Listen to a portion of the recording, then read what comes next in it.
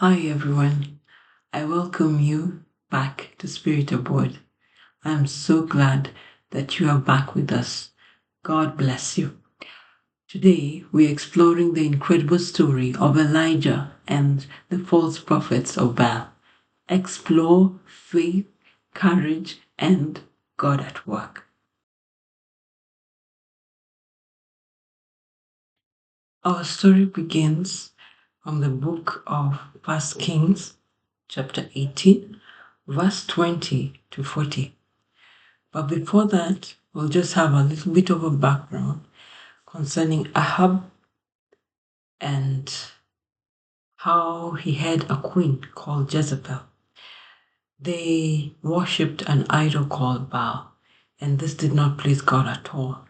So God brought Elijah, a prophet that was in his time.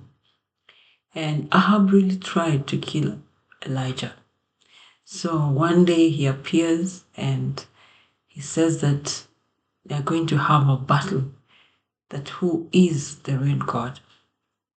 So this is a battle between the false God and the real God of Israel.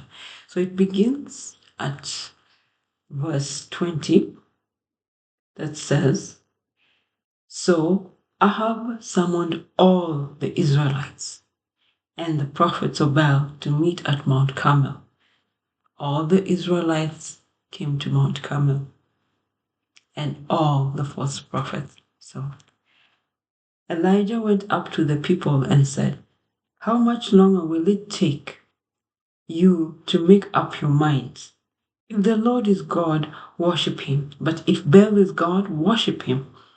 But the people didn't say a word. Then Elijah said, I am the only prophet of the Lord still left. But there are 450 prophets of Baal. Bring 2 bulls. Let the prophets of Baal take one, kill it, cut it in pieces, and put it on the wood. But don't light the fire. I will do the same with the other bull. Then let the prophets of Baal pray to their God, and I will pray to the Lord. And the one who answers by sending fire, he is God. The people shouted their approval. Then Elijah said to the prophets of Baal, Since there are so many of you, you take a bull and prepare it first. Pray to your God, but do not set fire on the wood. They took the bull that was brought to them, prepared it, and prayed to Baal until noon. Then they shouted, Answer us, Baal, and kept dancing round the altar they had built. But no answer came. At noon, Elijah started making fun of them. Pray louder. He is God. He is a God. Maybe he's daydreaming or relieving himself, or perhaps he is gone on a journey, or maybe he is sleeping, and you have got to wake him up. So the prophets prayed louder and cut themselves with the knives and daggers according to their ritual until blood flowed. They kept on ranting and reveling until the middle of the afternoon, but no answer came, not a sound was heard. Then Elijah said to the people, Come closer to me. And they all gathered round him. He set about repairing the altar of the Lord which had been torn down. He took 12 stones, one of each of the 12 tribes, named after the sons of Jacob, and the man to whom the Lord had given the name Israel. With these stones he rebuilt the altar of the worship of the Lord. He dug a trench round it, large enough to hold almost 14 liters of water. Then he placed the wood on the altar, cut the bull in pieces, and laid it on the wood. He said, Fill 4 jars with water and pour it on the offering of the wood. They did so, and he said, Do it again, and they did. Do it once more, he said, and they did. The water ran down and round the altar and filled the trench. At the hour of the afternoon sacrifice, the prophet Elijah approached the altar and prayed, O Lord, the God of Abraham, Isaac, and Jacob, prove now that you are the God of Israel, and that I am your servant, and that I have done all this at your command. Answer me, Lord, answer me, so that these people will know that you, the Lord, are God, and that you're bringing them back to yourself. Then the Lord sent fire, and it burnt up the sacrifice, the wood and the stones, scorched the earth, and dried up the water in the trench. When the people saw this, they threw themselves on the ground and they exclaimed, "The Lord is God, the Lord alone is God." Elijah ordered, "Seize the prophets of Baal. Do not let any of them get away."